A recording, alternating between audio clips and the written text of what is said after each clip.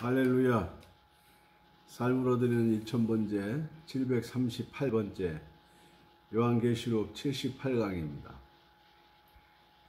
오늘은 말씀과 함께라는 제목으로 함께 은혜를 나누고자 합니다. 요한복음 1장 1절에 태초에 말씀이 계시니라. 이 말씀이 하나님과 함께 계셨으니 이 말씀은 곧 하나님이시니라. 아멘. 태초라는 단어가 나옵니다.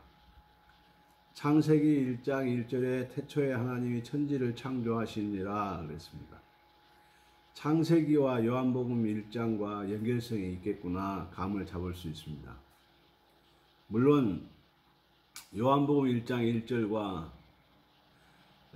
창세기 1장 1절의 태초는 다릅니다. 창세기 1장 1절의 태초는 있으라 하심에 있었고, 즉 만물의 시작을 알리는 시간적 개념입니다. 요한복음 1장 1절은 시간이 만들어지기 이전에 영원한 개념, 그것이 태초입니다. 태초에 말씀이 계시니라. 이 말씀은 창세기 1장 1절보다 앞선다는 이야기입니다. 태초에 말씀이 계시니라. 말씀이 곧 하나님이라고 했습니다. 3절 말씀에 보면 만물이 그로 말미암아 지은 바 되었다. 이것이 창세기 1장 이야기입니다. 그러면 만물이 그로 말미암아 지은 바 되었다는 말은 무슨 말이냐? 말씀 안에 생명이 있다는 표현입니다. 지난 시간에 삶과 죽음 이야기를 했습니다. 삶과 죽음은 창세기에서 보는 개념이라면 요한복음에서는 생명과 사망 이렇게 표현이 됩니다. 생명이 어디서 나왔느냐? 하나님께로부터 나왔다는 이야기이고 말씀에서 생명이 나왔다는 이야기입니다. 만물이 그로 말미암아 지은 바 되었으니 만물이 하나님으로부터 말씀으로부터 창세기 1장의 모든 만물이 만들어졌다는 겁니다. 그러면 있으라 하심에 있었다 이 말은 생명이다 그 말입니다. 죽은 것은 나타나지 않습니다. 사망도 나타나지 않습니다. 그것이 생명입니다. 말씀 안에 하나님 안에 생명이 있다 그런 뜻입니다. 말씀 밖에 하나님 밖에는 사망 죽음뿐이다 그 말입니다. 그렇다면 말씀을 떠나게 되고 하나님을 떠나게 되면 그것은 죽음이다 그 말입니다. 우리가 공부한 죽음 이 이야기입니다.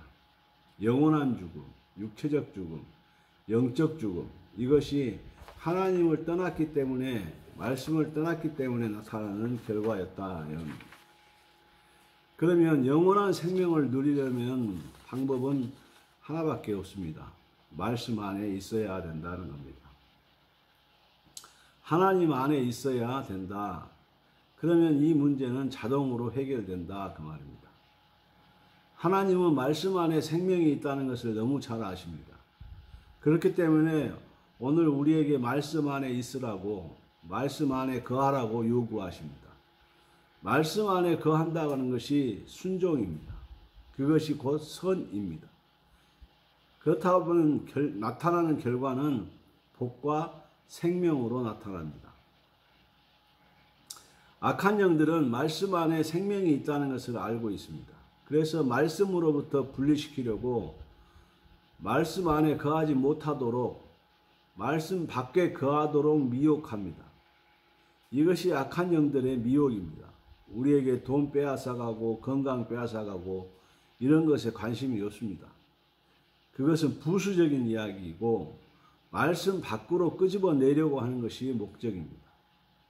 그래서 말씀으로만 생명이 있기 때문에 이길 수 있다는 것을 예수님께서 마태복음 4장에서 사단과의 싸움에서 보여주셨습니다. 창세기 3장 1절을 적용해 보면 뱀이 아담에게 하와에게 이렇게 말합니다. 하나님이 너희더러 무엇을 말라 하시더냐 이런 공식이 성립됩니다.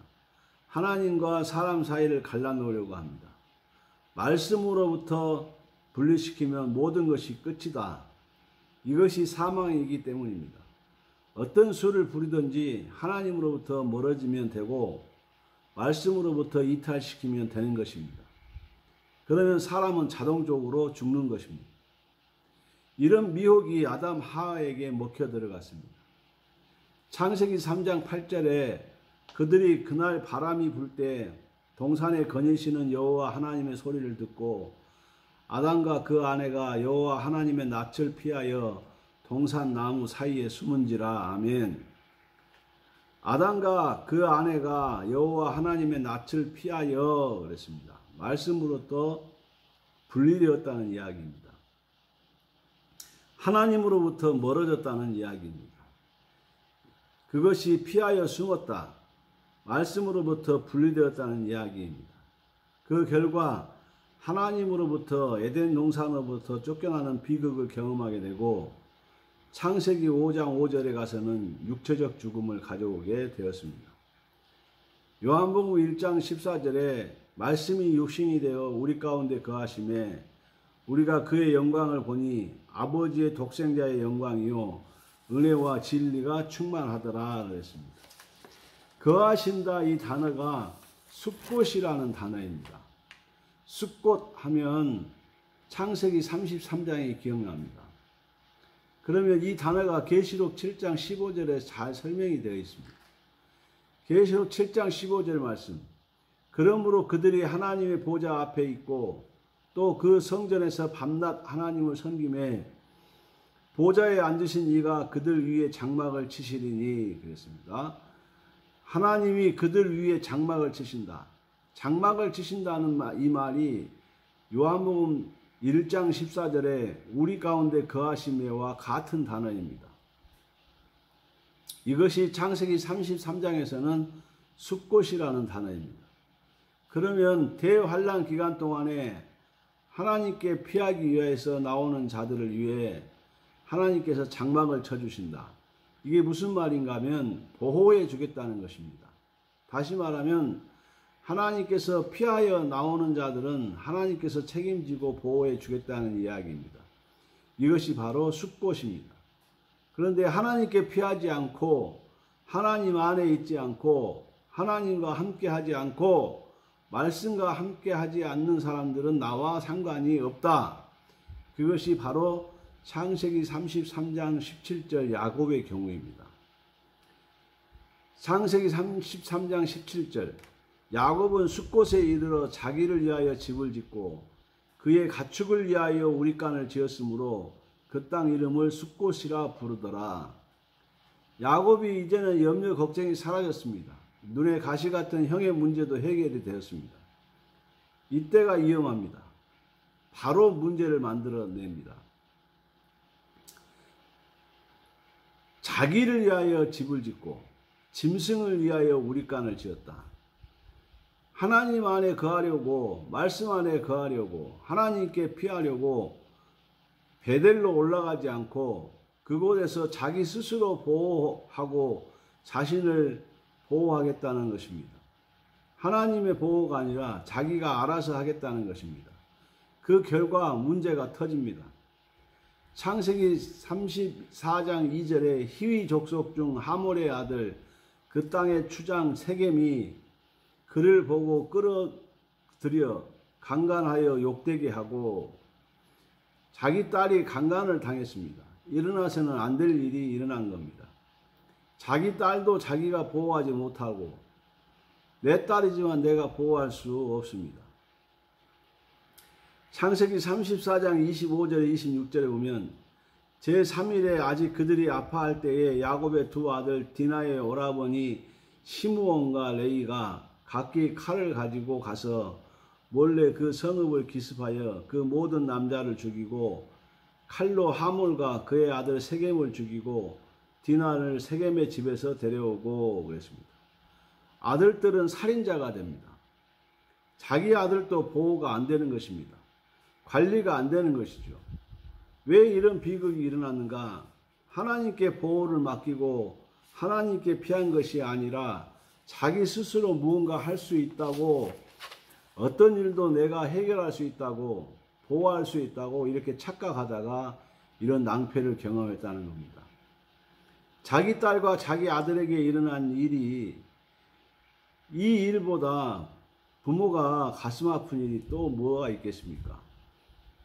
자기 자신에게 일어난 일보다도 자녀에게 일어난 일이 더 아픈 일입니다. 그리고 무엇이라고 얘기하냐면 창세기 33장 20절에 거기에 제단을 쌓고 그 이름을 엘로헤 이스라엘이라 불렀더라 그랬습니다. 엘로헤 이스라엘은 하나님이 좋은 것이 내가 좋은 것이 아니고 내가 좋은 것이 하나님이 좋은 것이라는 말입니다. 신본주의가 아니고 인본주의인 겁니다. 신앙생활을 하는데 하나님 중심적인 신앙생활이 아니라 자기 중심적인 신앙생활을 하다가 낭패를 당했습니다. 하나님이 만들어 놓은 우주 공간에 거기에 또 다른 자기의 세계를 만들어 놓고 이것이 내 것이다라고 하고 있다. 그것이 바로 숫꽃이다 그 말입니다. 그래서 말씀 밖에는 생명력이 없다는 것을 보여주는 것입니다. 우리는 말씀 안에 있어야 합니다. 말씀과 함께하는 것이 얼마나 중요한지 모릅니다. 양은 목자가 함께 거할 때 살롬을 한다고 합니다. 양은 목자가 자신으로부터 멀어졌다는 생각을 할 때 가장 불안하다고 느낀답니다. 그리고 목자가 가장 자기와 가까이 있다고 느껴질 때 가장 샬롬하다는 겁니다. 오늘 우리도 마찬가지입니다. 하나님의 말씀 안에 거할 때 하나님께서 그 가운데 장막을 쳐주셔서 보호해 주기 때문에 가장 행복할 때입니다. 반대로 내가 무엇인가 할 수 있다고 착각해서 말씀으로부터 분리되고 말씀으로부터 이탈되어 나가는 순간에 죽는 겁니다. 그것을 복음서에서 탕자의 비유를 통해 잘 설명해 주고 있습니다. 아들은 자기 혼자 스스로 살 수 있겠다고 돈 만들어 나갔지만 나가서 얼마 되지 아니하여서 어떻게 되었습니까? 돼지 치는 일도 했는데 그것조차 생계 유지가 되지 않아서 손들고 아버지께로 돌아오는 모습이 숫꽃입니다. 하나님 안에 말씀 안에 거할 때가 얼마나 복 있는가 하는 것을 깨닫게 해주는 시간입니다. 오늘 말씀을 통해서 우리는 어찌됐건 하나님의 말씀 안에 거해야 합니다. 말씀과 함께 해야 합니다. 이 말씀과 함께 할 때 우리가 샬롬을 누릴 수 있습니다. 이 말씀 밖에서 내 스스로 무엇을 해보려고 하다가는 낭패를 보기 쉽습니다. 오늘 우리가 일천번제를 드리는 것도 말씀을 붙잡게 하기 위함입니다. 이 말씀 안에 있을 때 우리는 샬롬을 누리게 되고 하나님이 장막을 쳐주시듯이 우리를 안전하게 보호해 주실 것입니다. 우리가 가지고 있는 삶의 여러 가지 어려운 문제들이 이 기간 안에 다 해결되고 풀려지고 형통하게 되어질 줄로 믿습니다. 말씀 안에 거하는 그런 복된 시간이 되시기를 주의 이름으로 축복합니다. 기도하겠습니다. 하나님, 말씀 밖에 거하다가 낭패를 당한 야곱을 보았습니다.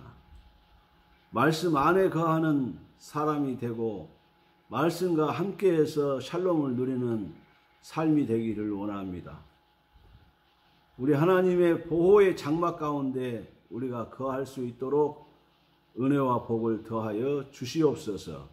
예수님 이름으로 간절히 축복하고 기도하옵나이다. 아멘. 할렐루야. 감사합니다. 다음 시간에 뵙겠습니다.